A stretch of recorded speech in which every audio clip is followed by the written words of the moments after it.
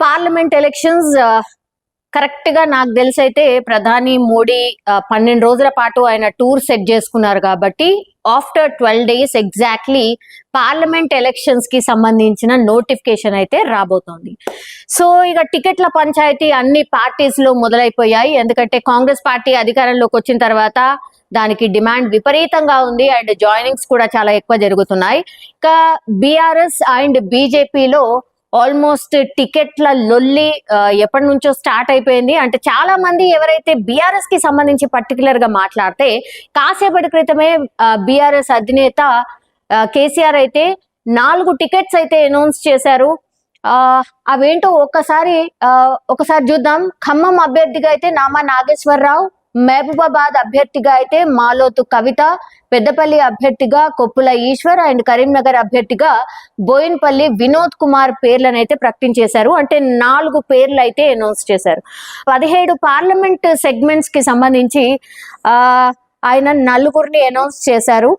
And ఇప్పుడున్న పరిస్థితుల్లో 4 సిట్టింగ్లు అంటే నామా నాగేశ్వరరావు కావచ్చు, దెన్ మాలోతు కవిత, పెద్దపల్లి అభ్యర్థిగా కొప్పుల ఈశ్వర్. ఇదైతే కొత్త పేరు, బికాస్ పెద్దపల్లికి సంబంధించిన పార్లమెంట్ అభ్యర్థులు ఎవరైతే ఉన్నారో ఆయన బీజేపీకి వెళ్ళిపోయారు కాబట్టి ఆయన ప్లేస్ లో ఇప్పుడు కొప్పుల ఈశ్వర్ ని అనౌన్స్ చేసిన పరిస్థితి కనిపిస్తోంది. దెన్ కరీంనగర్ అభ్యర్థిగా బోయినపల్లి వినోద్ కుమార్, ఆయన్నే సో గతంలో కూడా ఆయన్నే పోటీ చేశారు కాబట్టి అగైన్ ఆయనకే చాయిస్ ఇచ్చారు. సో 4 పేర్లని ఈ రోజు అనౌన్స్ చేశారు. గ్రౌండ్ లెవెల్లో ఆల్మోస్ట్ బీఆర్ఎస్ పార్టీ దిగిపోయింది అని చెప్పొచ్చు.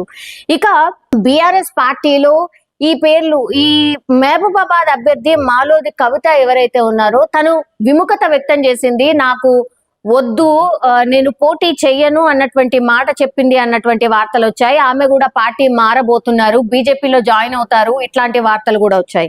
కానీ అనూహ్యంగానైతే మరి అగైన్ మాలోతు కవితకే అయితే ఛాన్స్ ఇచ్చారు. బట్ మిగతా సెగ్మెంట్స్ లో మాత్రం ఎవరైతే ఇప్పుడు పోటీలు ఆల్రెడీ ఎంపీ స్థానాల్లో ఉన్నారో వాళ్ళు మాత్రం మేము కాదు మా వారసులకు ఇవ్వండి అనేటువంటి మాట చెప్తున్నారట. మరి బీఆర్ఎస్ అధినేత అట్లాంటి ఆలోచన ఏమన్నా చేస్తారా లేదా తెలియాల్సిందే. బట్ ఈ రోజుకైతే 4 పేర్లను అయితే ఈ రోజు అనౌన్స్ చేశారు. ఇది లేటెస్ట్ అప్డేట్.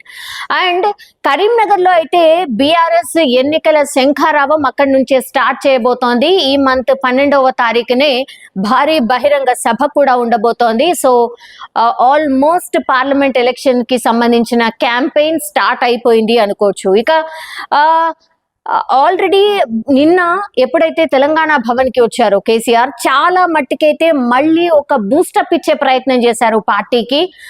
పార్టీని ఉద్దేశించి, కార్యకర్తలు ఉద్దేశించి అండ్ లీడర్స్ ని ఉద్దేశించి. ఎందుకంటే చాలా మంది పక్క పార్టీల వైపు చూస్తున్నారు, ఎస్పెషల్లీ బీజేపీ ఆర్ లేదంటే కాంగ్రెస్ వైపు చూస్తున్నారు. గ్రౌండ్ లెవెల్లో ఈ కార్పొరేటర్స్ కావచ్చు, లేదంటే జెడ్పీటీసీ, ఎంపీటీసీ ఇట్లాంటి దగ్గర అవిశ్వాస తీర్మానాలు పెట్టడం అండ్ కాంగ్రెస్ నెగ్గడం ఇవన్నీ కూడా చూస్తున్నాం. అది జరుగుతోంది. ఇంకోవైపు ఏమో ఇప్పుడు ఎంపీ ఎలక్షన్స్ వచ్చాయి కాబట్టి అగైన్ పార్లమెంట్ లో మోడీ సర్కారే రాబోతోంది అనేది చాలా మట్టుకి సర్వేలు అయితే అవే చెప్తున్నాయి. 370 అబోవ్ సీట్స్ రాబోతున్నాయని చాలా సర్వేస్ అవే చెప్తున్నాయి. మిగతా కూటమిలు పెద్ద ప్రభావం చూపెట్టలేదు అనేది కూడా ఒక వార్త. బట్ బీజేపీ టార్గెట్ 400 సీట్లు.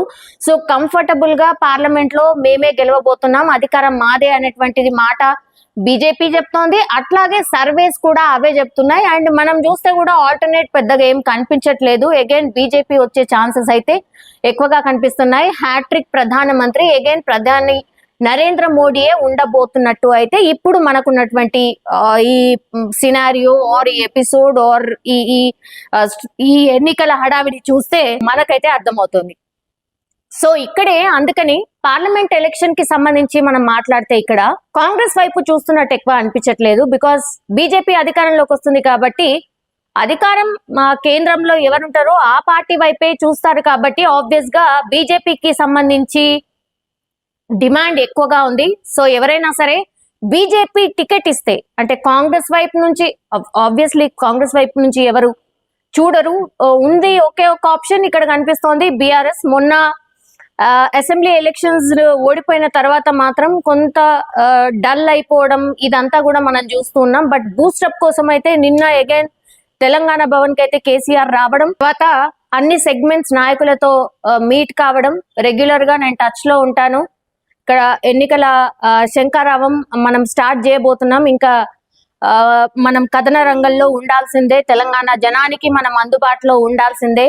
మన పార్టీ ఎక్కడైతే బ్యాక్ ఎక్కడైతే పడిందో అక్కడి నుంచే మనం కరెక్షన్ చేసుకుంటూ రావాలి. గ్రౌండ్ లెవెల్లో మన కరెక్షన్స్ చాలా ఇంపార్టెంట్ అన్నటువంటి మాట చెప్పారు. కాబట్టి సో ఆ దిశగా పార్టీ అయితే ఒక ప్రయత్నం అయితే చేయబోతోంది అని మనకైతే అర్థమవుతోంది. సో పార్టీకి పూర్వ వైభవం తీసుకురాబోతున్నాం. అగైన్ బస్ యాత్రలు ఉండబోతున్నాయి, రోడ్ షోస్ ఉండబోతున్నాయి. ఈ పార్లమెంట్ ఎలక్షన్స్ అంటే 1.5 month టోటల్లీ అదే దాంట్లో ఉండబోతున్నాం అనేది క్లియర్ కట్ గా నిన్న బీఆర్ఎస్ అధినేత చెప్పడం అండ్ ఈ రోజు అనౌన్స్ చేయడం, 4 సీట్లను అనౌన్స్ చేయడం అనేది జరిగిపోయింది. అండ్ కరీంనగర్ అభ్యర్థి బోయిన్పల్లి వినోద్ కుమార్ ఆయన బరిలో ఉండబోతున్నారు. సో అక్కడి నుంచే ఎన్నికల శంఖారావం స్టార్ట్ కాబోతోంది. ఇక బీజేపీ విషయానికి వస్తే, బీజేపీ యాక్చువల్లీ కొన్ని సీట్లను నిన్న అనౌన్స్ చేసింది. అక్కడ బీజేపీ అంటేనే మనందరికీ తెలుసు, ఒక క్రమశిక్షణ కలిగినటువంటి పార్టీ, ఇష్టం వచ్చినట్టు పార్టీ మీద ఎవరంటారు అసలు మాట్లాడరు. అట్లాంటిది నిన్న కొత్తగా రాజాసింగ్ కావచ్చు అండ్ మురళీధర్ రావు కావచ్చు అసంతృప్తిని వ్యక్తం చేశారు. ఎట్లా అంటే హైదరాబాద్ టికెట్ కి సంబంధించి మాధవి లతకి ఇచ్చారు. సో హైదరాబాద్ టికెట్ కి ఇంకెవరు దొరకలేదా అన్నటువంటి మాట రాజాసింగ్ డైరెక్ట్ కామెంట్ చేయడం.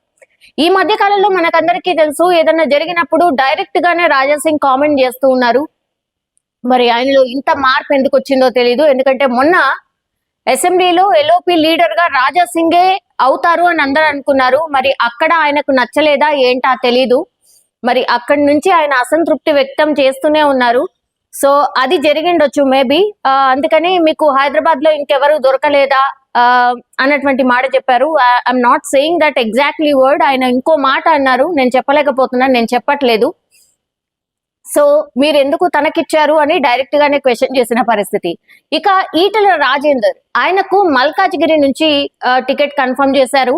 అది మురళీధర్ రావు ఎవరైతే సీనియర్ మోస్ట్ నాయకుడైన ఆయన జాతీయ ప్రధాన కార్యదర్శి మురళీధర్ రావు చాలా గట్టిగానే ఆయన కూడా ప్రయత్నాలు జరుగుతున్నాయి. ఆయన కూడా ప్రయత్నం చేస్తూ ఉన్నారు, గ్రౌండ్ వర్క్ చేసుకున్నారు. సో ఆ సెగ్మెంట్ లో ఆయనను పక్కన పెట్టి ఈటెల రాజేందర్ కి ఇవ్వడం అస్సలు నచ్చలేదు. సో ఆయన డైరెక్ట్ గానే ట్విట్టర్ లో కామెంట్ చేసిన పరిస్థితి కనిపిస్తోంది. ఇక మహబూబ్ నగర్ విషయానికి వస్తే, మహబూబ్ నగర్ లో మనకు జితేందర్ రెడ్డి కనిపిస్తున్నారు. ఎవరు party senior leaders DK Aruna and Jitender Reddy వీళ్ళిద్దరు కూడా కనిపిస్తున్నారు మహబూబ్ నగర్ నుంచి. సో వీళ్ళిద్దరు కూడా టికెట్ ఆశిస్తున్నారు సేమ్ ప్లేస్ నుంచి. కానీ వాళ్ళిద్దరిని కూడా అంటే ఎవరిని ఒప్పించాలి, ఎవరిని తప్పించాలి అనేది ఒక పెద్ద టాస్క్ గా మారిపోయింది. అందుకని ఈ ఫస్ట్ లిస్ట్ లో మహబూబ్ నగర్ అనేది అసలు పెట్టలేదు అధిష్టానం. సో మరి భుజగించబోతోందా లేకపోతే వేరే ప్లేస్ కి మార్చుకోమంటుందా, ఇవన్నీ ఏం చేయబోతున్నారో తెలీదు. డికే అరుణ తగ్గే పరిస్థితి ఉండదు, జితేందర్ రెడ్డి కూడా తగ్గే పరిస్థితి ఉండదు. మరి వీళ్ళిద్దరికి టికెట్ ఇవ్వకపోతే మరి ఎవరు పార్టీ మారుతారా, ఉంటారా, మరి వేరే ప్రామిస్ ఇంకేమైనా చేస్తారా అనేది చూడాల్సిందే.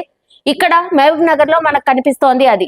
అండ్ టికెట్ ఇవ్వకుంటే నా దారి నేను చూసుకుంటా అని డైరెక్ట్ ఎంపీ సోయం బాపురావే అనౌన్స్ చేసిన పరిస్థితి కనిపిస్తోంది. ఈ రోజు ఆదిలాబాద్ లో మీటింగ్ లో మాత్రం ఆయన పార్టిసిపేట్ చేశారు. నరేంద్ర మోడీ మీటింగ్ అయింది, ఆయన అక్కడ ఉన్నారు.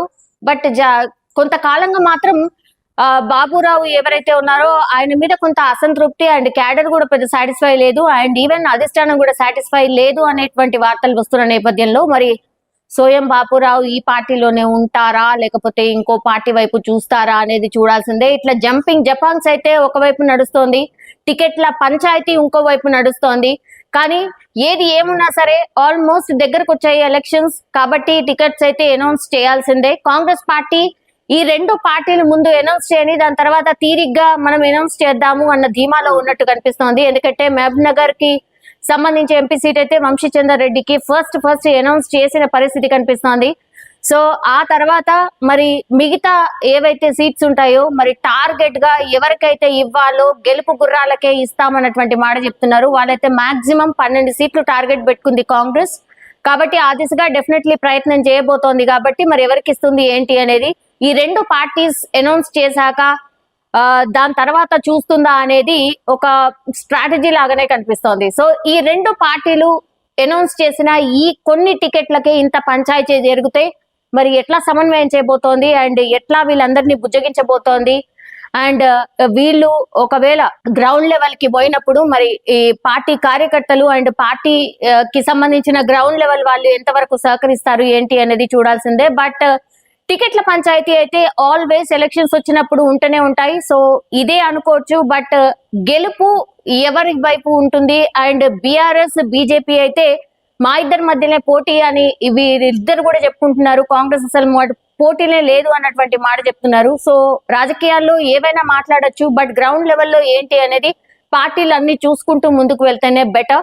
అండ్ ఎవరికి ఎన్ని సీట్లు వచ్చినా సరే వాళ్ళ భవిష్యత్ వీటిపైనే ఆధారపడి ఉంటుంది. బీఆర్ఎస్ ట్రిబుల్ కష్టపడాలి. అండ్ బీజేపీ ఆల్సో, ఎందుకంటే మొన్న 8 సీట్స్ వచ్చాయి, 4 పార్లమెంట్ సీట్లు ఆల్రెడీ ఉన్నాయి. మరి వాటిని గెలుచుకొని ఇంకా దాన్ని డబుల్ చేసుకోవాల్సిన అవసరం కనిపిస్తోంది. కాంగ్రెస్ అయితే డెఫినెట్లీ వాళ్ళైతే పూర్తిగా శాయశక్తుల మాక్సిమం సీట్లు కొట్టాలి. ఎందుకంటే అధికారంలో ఉంది కాంగ్రెస్ పార్టీ కాబట్టి వాళ్ళైతే పూర్తిగా 12 టార్గెట్ పెట్టుకున్నారు. 12కు 12 వాళ్ళు కొట్టాల్సిందే, ఇది వాళ్ళ టార్గెట్. ఎందుకంటే అక్కడ కూడా బలం పెంచుకోవాలి కాబట్టి ఇవన్నీ కూడా అన్ని పార్టీస్ కి కూడా టాస్క్ గా అయితే కనిపిస్తోంది. మరి ఎట్లా ఉంటుంది రాను రాను ఏంటి అనేది చూడాల్సిందే.